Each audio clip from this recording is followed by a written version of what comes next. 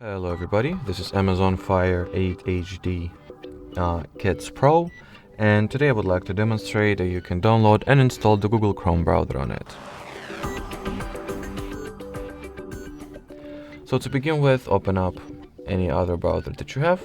You will definitely be able to do it through Silk browser since it comes pre-installed with the system.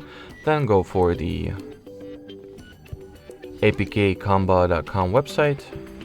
At the search bar, type in Chrome, then find the Chrome page, here it is, then tap on this green download APK button. At the following page, tap over here,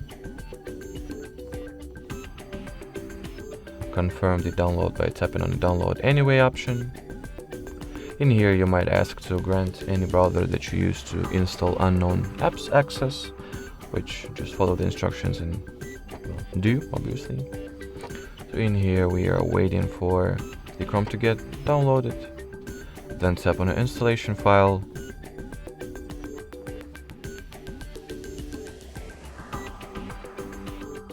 As you can see, our Google Chrome app has been successfully downloaded and installed as well, and here you have it. Now you can start using the browser.